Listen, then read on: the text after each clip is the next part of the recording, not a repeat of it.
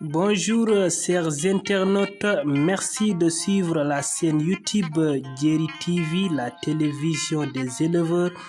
la première chaîne dans la zone sylvopastorale.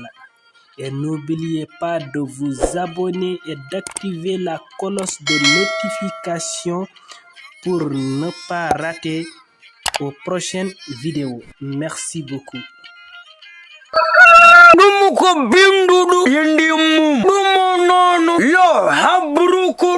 adidum ko joni ko anakedimi holko hesdi hande e ndera majji hande gere kewde ne tenti dere jayinde jimmen o ngel hele gidel gotel ngel burda teskade so wonna Abdul Karim c'est un nouveau inscrit say mbo windi indi mum damino ngono ko mum kwade habranno evidi zurna laf Abdul Karim wad windu team altini hanki listuji electoral turki kombida ko sayedi namno rewmi quotidien rewmi ko gongo o windu team kono non enquête no siftor o windu team no 2018 Qatar kono ko direction des élections riwtono dum daluniranodi article L31 kontungal L30 code électoral sénégalais bidu neddo dumbadu duubi joyi walla ko buri wawta winde taadi edin liftuji mbel ko wadno watta source a wi fawi kay procureur aji fodbe tottude jagorgal den kay kisal illi yimbi wasbe foddeji mumen à travers direction générale des élections tawi indi mak nene hen o wonata kono li quotidien wi bitedu Nafissatou Diallo secrétaire communication PDS o luti haydar ala ko hattamba wonde candidat sabodum code électoral o safridum kilindo hepti foddeji makka civil politique nawgase go 2023 siftoro bammu mbu turbine mbino jarani dum wopudi lullibe haldoy e maki amnesty makka gam candidature makka siftindi mo nyaawori burani dum kono sonko procès mum ko hanki wonno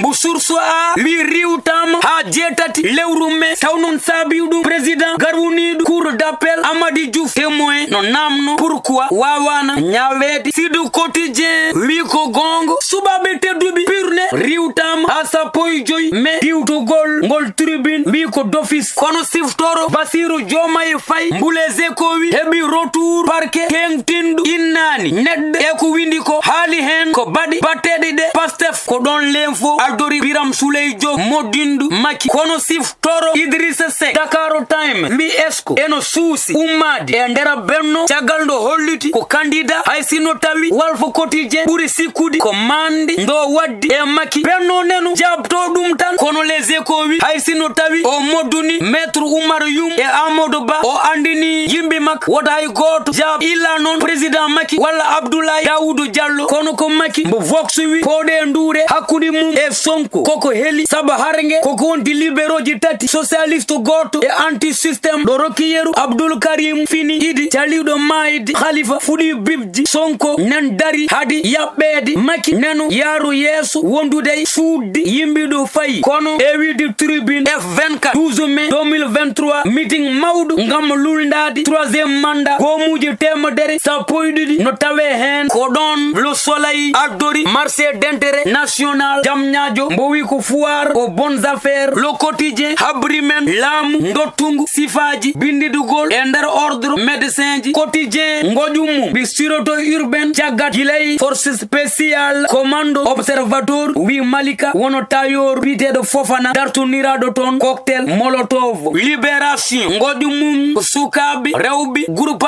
WhatsApp portadi plainte natina ugaso e joy wonti jabantati ko fawndi pop sapoygo autoro dano dévasteur njitam interpellation garuni enregistrement altini rokayo non dubi nawgasu e nay jabi ko suudino tagal profilaji sombi gerte e ndera topka refti hen modératrice e nenne tuti rokay touré bitedo Fatou Diop lollirdo kine Anna Diop gollirɗo Oumou Khayri e Rokhaya Dabatine ɓeydenama garde à vue 48 heures namnal noon holko saabi loskoɓe noddi Thioro Mandela observateur loski e harcèlement mbeɓe mbaɗi Wally Seck bis collection Kangui style Bijou Ngoné Dora Gueye Clara Gueye hay sino tawi ko Oumou Khayri baɗɗo proposé jogde hen jam pour dandude business mum nannude patara taf machallah sabala Rokhaya Dabatine siftoro ñew ngo Walf Quotidien wino wiye hémophile injection mum no wawi jarde ha ujunnaji capanɗe jeegom e jeetati professeur Saliou Diop directeur CNTS wi paden ni wonduɓe hen ujunere temedde jeeɗiɗi hay guertoɗe daɗani grippe aviaire observateur biyeteɗo Mamadou Ba docteur vétérinaire arti e ñamdu tewu ndaɓongu jogiɓe poulayeji kolluti mbasi ko heewi besbi ngojum mum jakartaji Dakaru keno ɓuuru temedde 5 ujunere au niveau national politicien ji codat mbiɗi darni sukaɓe golle kono cabima ujunaji sab accident temedde ɗiɗi capantati e jeeɗiɗi mayi hen goronam autoroute à péage mbo libération wi wari goto gañiɓe tato caggal accident mbo chauffeur auto 307 dogannoɗo vitesse jinnoɗo dublude camion wono barɗo fallu faal duuɓi 15 mbo duuɓi 16 yiwi paax to yarah fo Ablaye Sarr mbo jaɓanani fallu haalan ɗum gonga caggal ɗo betti ɗum ena simmo huuɗo ɗayinoko Aliou Ba mbeɗo siftonnoro neɗɗo hoto yawata jungu wona 1 2 3 piya walla jiwa yimɓeɓe sellani hade hawrude e sati on neni min neni ɗum noon mi haɗuɗo mi duwo ɓerɗe jaƴƴe